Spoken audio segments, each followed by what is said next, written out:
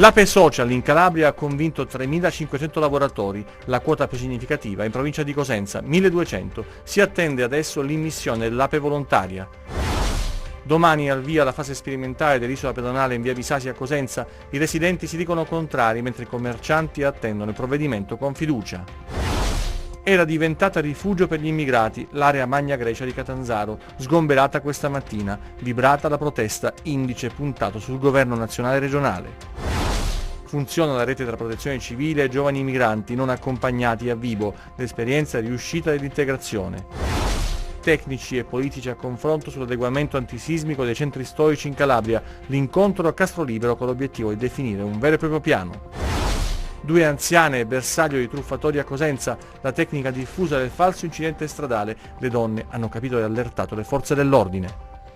Buonasera dalla redazione TGT, la pagina del lavoro e delle pensioni in primo piano. 3.500 calabresi hanno avuto accesso all'Ape sociale, l'anticipo pensionistico agevolato, una forma flessibile di uscita dal lavoro. Adesso però entrerà in vigore un secondo strumento che è l'Ape volontaria, che comporta invece oneri per i lavoratori. Quale sarà la risposta dei calabresi vicini alla pensione? Roberto Castagna della UIL si dice non pienamente soddisfatto dal meccanismo varato dal governo. Vediamo.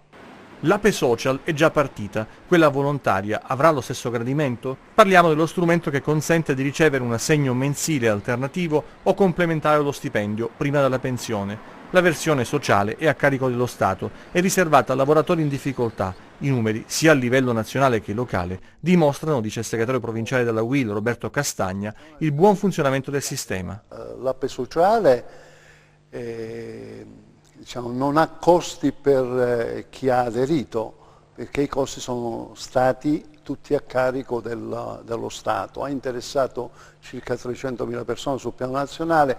In Calabria abbiamo il dato cosentino di 1.200 adesioni e 3.500 complessive in Calabria, che hanno potuto fruire di un anticipo in pensione da 63, quelli che avevano 63 anni, avevano poi i requisiti che si richiedevano, che venivano richiesti, e quindi questa cosa è avvenuta gratuitamente. Diversa per ratio e funzionamento è l'Ape volontaria. Lo dice il nome stesso, è una facoltà che il lavoratore ha di lasciare il posto di lavoro a determinate condizioni, rinunciando a una parte della retribuzione che servirà a restituire il finanziamento acceso per colmare il periodo prepensionistico e la polizza assicurativa che copre il rischio di premorienza.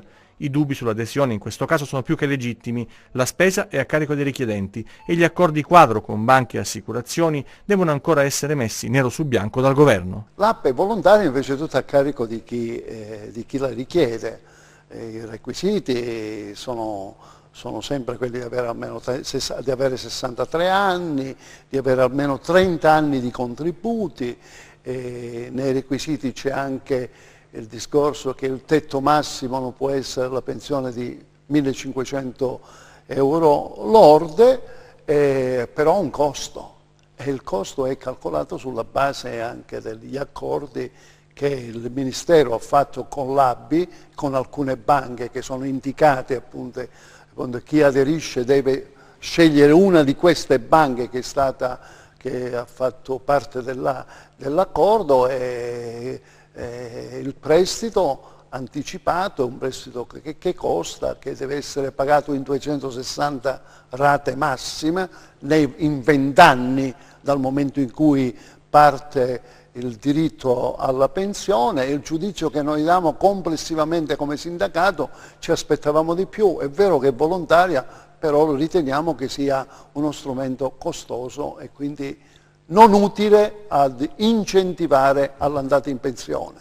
Oggi si sta discutendo con il ministro Poletti anche di Ape volontaria, non solo di Ape volontaria. Noi ci muoveremo perché riteniamo che i correttivi siano necessari. I nostri correttivi non possono essere quelli di abbassare notevolmente il costo di questo anticipo, perché riteniamo che è giusto che si vada in pensione non a 67, e ci auguriamo che anche qui c'è una grande battaglia che si sta facendo.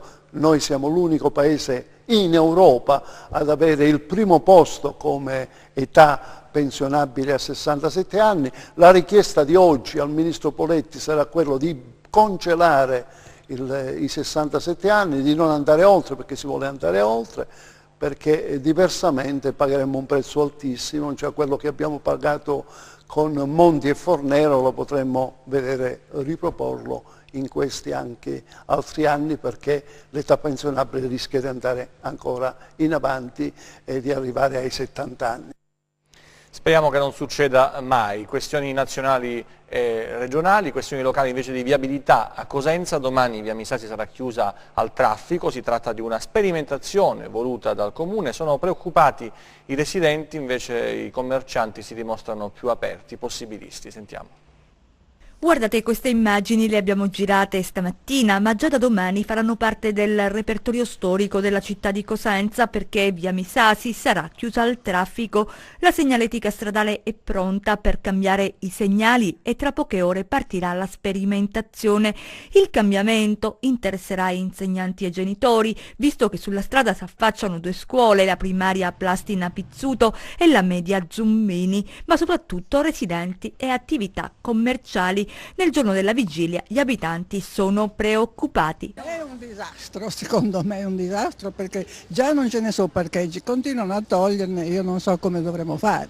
Mia figlia che viene da Mendicino deve fare il giro del mondo per venire a casa mia, insomma non è un aiuto, speriamo che almeno sia utile per i bambini. È un disastro, perché giustamente adesso ne crea una confusione enorme qui, vediamo domani che succederà qui, perché poi noi per entrare a casa che abitiamo qui dobbiamo fare tutto il giro, tornare di qua per scendere di là, cioè per noi è pure un disagio, non possiamo neanche camminare più con la macchina. È umanamente impossibile che noi cittadini che abitiamo su via Roma automaticamente non lo so come ci dovremmo comportare con le macchine. Nonostante che abbiamo il pass, paghiamo il pass, non riusciamo a trovare un parcheggio. Dovrebbe interpellare anche i cittadini dei comitati che ci sono, in modo tale che uno esprime la sua idea, esprime in merito alla città, perché la città è dei cittadini. Possibilisti, i commercianti. Per voi la chiusura di via Misasi è un problema o no? Senz'altro, perché sono abituata a venire a fare la spesa la maggior parte dei clienti con la macchina e quindi ci sarà sicuramente casino e non si potranno fermare. Vedremo, non vi so dire niente, vediamo come va la situazione. Come può essere che pure si abituano alla situazione e non succede niente di particolare? Sicuramente l'indotto che ci creano le scuole per noi della zona è elevato ed noi ci gestiamo proprio in base alla scuola. Quindi limitando il traffico non sappiamo che cosa ci comporta, perché alla fine sinceramente almeno io non ho chiara proprio l'idea di che cosa si intende, si andrà a fare da domani in poi. Potrebbe essere un beneficio, come è successo su Corso Mazzini, potrebbe essere un danno. Vediamo le prove, lo si deve vedere con il traffico che si viene a creare. È successo del resto anche a via Montesanto nella scorsa stagione, situazione poi rientrata nella normalità. Nei giorni scorsi abbiamo raccolto la segnalazione di alcuni cittadini di via Misasi appunto che lamentavano la carenza idrica. Oggi ci hanno contattato invece abitanti di via Panebianco che riferiscono di una situazione insostenibile. Negli ultimi giorni, ci ha detto una telespettatrice a nome di altri, l'acqua è arrivata alle 8 del mattino, alle 9:30 ha smesso di sgorgare dai rubinetti degli appartamenti. Sgomberata dalla polizia l'area Magna Grecia di Catanzaro, diventata un rifugio per alcuni immigrati, la rabbia, la disperazione di un giovane del Gambia che ha accusato il governo e la Calabria. Vediamo. Le forze dell'ordine sono tornate nell'area Magna Grecia di Catanzaro per eseguire un'ordinanza di sgombero, già perché questa zona della città capoluogo, che si trova di fronte alla stazione ferroviaria di Catanzaro Lido, è diventato un rifugio per diversi giovani immigrati. Questa mattina vedete l'arrivo delle auto della polizia e la rabbia di chi da anni si trova in Calabria in attesa di avere i documenti necessari per ottenere il permesso di soggiorno, come questo giovane del Gambia che ha urlato la sua disperazione con accuse contro il governo e la Calabria. Ha affermato di essere in Italia da 3 anni ma di non avere avuto documenti, una casa, niente. Dice di avere l'asilo politico ma accusa la Calabria. I'm do asilo politics, but here every people is a mafia Calabria. Governo Calabria is a big mafia. Te lo dico io. Alla fine, questa mattina gli agenti hanno proceduto all'identificazione degli immigrati presenti e al successivo sgombero. Altro aspetto invece, funziona la rete tra protezione civile e giovani migranti non accompagnati a Vibo, un'esperienza riuscita di integrazione. Vibo Valentia sin dall'inizio ha cercato di vivere con attenzione il drammatico flusso migratorio che ha avuto nel proprio porto uno dei principali punti di approdo, il secondo in Calabria. Complesso e non ancora risolto poi la problematica legata all'accoglienza dei minori non accompagnati. Il punto è che non si può discutere di accoglienza tenendo disgiunto questo tema da quello dell'integrazione. Ma come fare? Come agire? Una strada che si è dimostrata utile e di successo l'ha suggerita il gruppo di protezione civile Augustus con lo slogan "Anch'io sono protezione civile". Ha organizzato infatti al Parco delle Rimembranze, storico polmone verde della città, una settimana di attività, realizzando la prima esperienza in assoluto a livello nazionale in tema di interscambio culturale tra i ragazzi italiani e i migranti stranieri non accompagnati a difesa del territorio. I ragazzi sappiamo, sono una spugna, quindi immediatamente hanno colto sia l'idea sia soprattutto quello che gli abbiamo insegnato. Abbiamo tentato di insegnarli, ma grazie alla collaborazione degli altri enti che hanno partecipato in questa mini settimana abbiamo raggiunto sicuramente un ottimo risultato. Come il risultato più importante è stato quello dell'integrazione con il gruppo di ragazzi extracomunitari che appartengono al centro minori di Mongiana e abbiamo avuto un connubio delle attività, ancora in questo momento stanno ballando assieme, quindi è stato veramente importante questa integrazione. I risultati sono stati straordinari al di là di ogni più ottimistica previsione. L'integrazione passa anche per queste occasioni, perché i popoli vengono in contatto e nella conoscenza dell'altro nasce l'integrazione. La soddisfazione appunto grande che ho avuto oggi venendo qui è che alcune ragazze mi hanno chiesto come fare per poter entrare nel corpo dei vigili del fuoco e penso sia la risposta più bella a tanti pregiudizi che ci sono e anche un orgoglio di avere all'interno dei ragazzi che vogliono veramente stare in Italia e vogliono far parte di questa nostra comunità. I ragazzi hanno capito ed è stata una bella esperienza. Sì, esperienza la prima volta perché i ragazzi non sono usciti da campo mai, la prima esperienza. Perché i ragazzi sono molto contenti perché mi hanno chiesto se vogliamo lavorare con protezione civile, che vogliamo aiutare la gente. Come così. È dedicata agli immigrati la campagna di sicurezza promossa dalla Polizia Ferroviaria che parte oggi in tutta Italia. Il servizio. Nelle immagini alcuni migranti mentre camminano lungo i binari a volte si addentrano nelle gallerie oppure viaggiano sui tetti dei treni con il rischio di rimanere folgorati, comportamenti estremamente pericolosi. Secondo i dati forniti dalla Polizia Ferroviaria, nei primi 6 mesi dell'anno sul territorio nazionale, proprio per investimenti lungo la linea oppure per folgorazioni, sono deceduti 4 migranti e altrettanti sono rimasti feriti. Per questo la Polfer, che quest'anno celebra il 110° anniversario dalla fondazione, lancia la campagna per sensibilizzare i migranti rispetto ai pericoli connessi con un utilizzo improprio del mezzo ferroviario. L'iniziativa della Polizia Ferroviaria, caratterizzata dalla distribuzione di brochure informative multilingue presso le stazioni principalmente interessate dal flusso dei migranti oppure presso i centri di accoglienza e permanenza, si propone di arginare il fenomeno aumentando la consapevolezza tra i profughi circa i pericoli propri dello scenario ferroviario, spesso poco noti nelle terre d'origine. Gli stranieri dunque costituiscono i principali destinatari della campagna che parte proprio oggi e che si propone allo stesso tempo di avere ricadute positive sulla regolarità della circolazione ferroviaria. Adesso le nostre brevi di cronaca, vediamo. Tentato omicidio, danneggiamento aggravato e porto e detenzione illegale di armi. Con queste accuse è stato arrestato dai carabinieri della compagnia di Gioia Tauro Salvatore Zungri, pregiudicato di 23 anni. Secondo quanto ricostruito dai militari, l'uomo avrebbe esploso alcuni colpi di arma da fuoco contro un'abitazione a Feroleto della Chiesa. Il proprietario ha segnalato l'episodio al 112. I carabinieri hanno individuato il presunto autore, rintracciato e tratto in arresto nei pressi della sua abitazione a Laureana di Borrello. Aveva una ferita d'arma da taglio all'addome il 19enne che si è presentato nella tarda serata di ieri al pronto soccorso dell'ospedale di Vibo Valentia. Il giovane, che non è in pericolo di vita, ha dichiarato di essersi ferito da solo. I sanitari, dopo aver prestato le cure necessarie, hanno avvisato le forze dell'ordine. La versione dei fatti fornita dal 19enne è adesso al vaglio degli investigatori.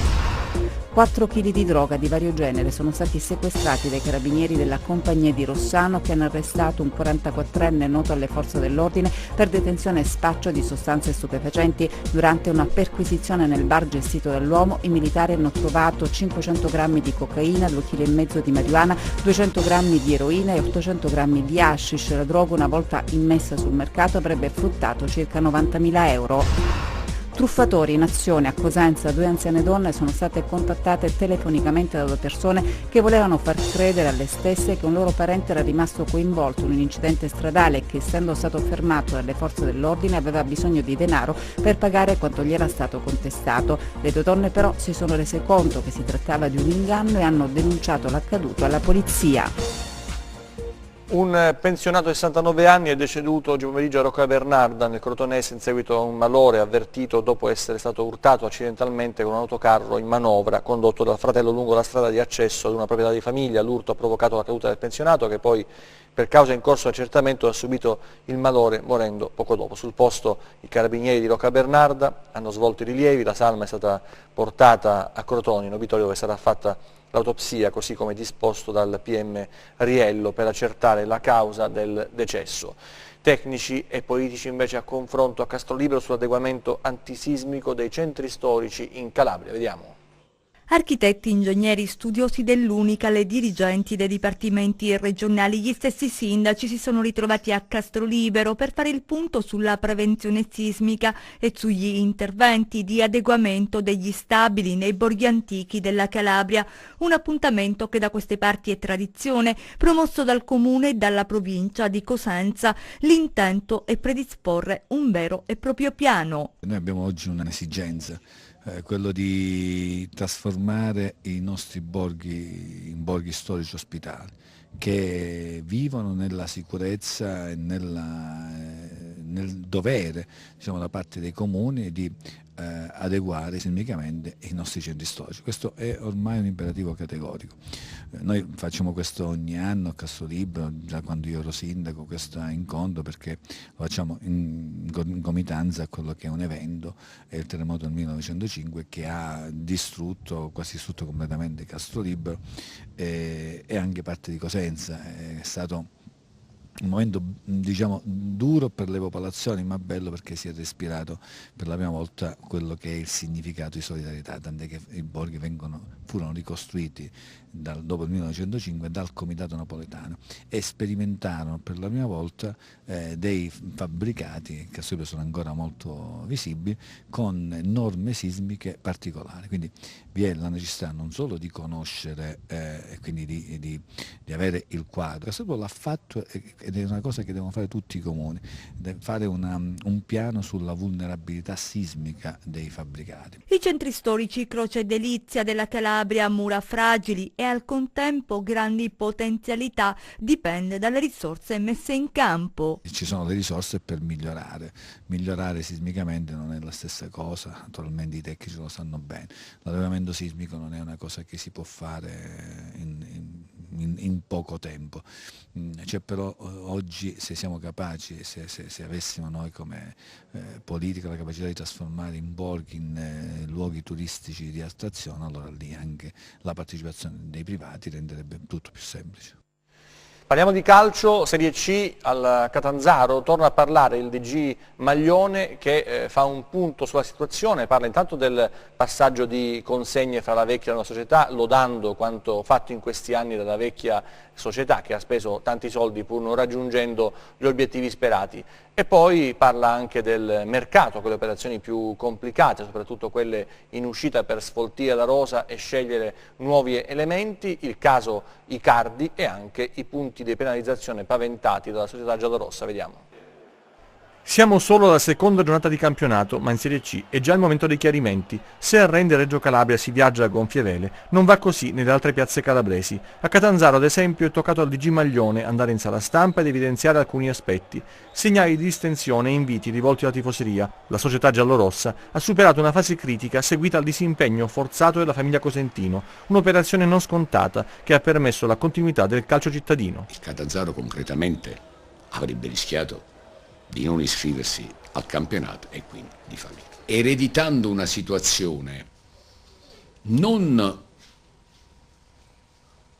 che non fosse, ripeto, di impegno notevole economico, di esborso da parte di Cosentino, però una situazione cristallizzata che economicamente vedeva la società già impegnata con un numero notevole di contratti verso tesserati, direttori, allenatori, staff tecnico e giocatori, giacché comunque sia la vicenda giudiziaria che ha colpito Cosentino ha impedito che lo stesso potesse onorare i pagamenti delle ultime mensilità dello scorso anno, cosa che infatti purtroppo non è potuta svolgersi nei tempi imposti perentoriamente dalla Federcalcio, e sapete a cosa ci porterà e a cosa andremo incontro. Maglione loda il lavoro fatto anche sul mercato, che ha portato un numero importante di giocatori nuovi e ha visto anche diverse operazioni in uscita, le più complicate. Devo dire che questa operazione chirurgica di innesti e uscite è perfettamente riuscita nell'ambito di quello che era il mio budget preventivo e rispetto del bilancio di previsione di quest'anno, che potesse garantire poi continuità nel futuro al Catanzaro Calcio. Chiaro? E devo dare un merito particolare, lo dico, al direttore sportivo. Il caso Icardi, il giocatore, dato per partente, alla fine è rimasto. Il DG spiega qual è la situazione. Icardi a tutti gli effetti è un giocatore del Catanzaro Calcio. In quanto non ci sono state, lo dico molto chiaramente, offerte, credo di non dire nulla che voi non sia già risaputo a voi, adeguate a quello che noi riteniamo il valore del giocatore. E poi le possibili penalizzazioni che pesano sul capo della squadra. Maglione si affida ai legali di fiducia. La Covisoc dovrebbe, avendo operato tutte le verifiche, procedere poi ai deferimenti per i ritardati pagamenti e le inadempienze, che comunque non riguarderanno soltanto il Catanzaro. Io so, ma non è corretto che lo dica qua, altre società del nostro girone anche non sono riuscite, non tutte, a ottemperare determinati adempimenti nei tempi. Non è la prima volta che Maglione parla anche di altre società, lo ha fatto anche nelle scorse stagioni. Parliamo invece di una iniziativa che è protagonista della nazionale italiana futsal, ragazzi con sindrome Down, che sarà ospite di una manifestazione Campioni di Vita e di Sport organizzata dal gruppo CSI Giovanni Paolo II di Marano Principato, e vedrà protagonista la nazionale futsal anche con le squadre calabresi di Serie C Lega Pro. Intanto il 9 settembre alle 18 ci sarà la premiazione della nazionale da parte del Rende Calcio presso lo stadio Lorenzo, prima dell'incontro Rende Siracusa di Serie C appunto, e domenica 10 settembre il Cosenza Calcio incontrerà invece la nazionale presso il Parco Piero Romeo alle 16:30 con l'associazione Terra di Piero e appunto ancora il Rende Calcio. Questi due appuntamenti che vedranno protagonista almeno per quanto riguarda le squadre di calcio, ma c'è un fitto calendario di appuntamenti, la nazionale futsal ragazzi con sindrome Down. Adesso il meteo.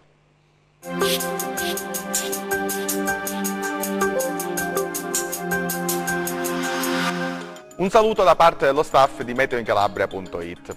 Stiamo vivendo una fase di tempo discreto e temperature gradevoli grazie all'azione dell'anticiclone delle Azzorre, che ha esteso la sua influenza sin verso il Mediterraneo centrale. Da oggi però è prevista la formazione di una debole saccatura che farà affluire aria più fredda in alta quota, capace di generare instabilità fra venerdì e sabato mattina. Vediamo quindi le previsioni in dettaglio sulla Calabria per le prossime ore. Venerdì variabile con alternanza di schiarite e annuvolamenti, capaci di generare piogge sparse, localmente anche a carattere di rovescio temporale. In serata, ulteriore peggioramento a partire da sud. Temperature stazionarie. Adesso diamo uno sguardo allo stato di mari e venti. Venerdì mari tra poco mossi e mossi. Venti deboli dai quadranti occidentali sul Tirreno, da quelli meridionali moderati sullo Ionio. Per ulteriori approfondimenti vi rimando come di consueto al nostro sito internet www.meteoincalabria.it e alla nostra pagina Facebook Meteo in Calabria. La puntata odierna termina qui, grazie ed arrivederci al prossimo appuntamento. TG che finisce qui, ci vediamo nelle prossime edizioni, grazie per la vostra attenzione, arrivederci.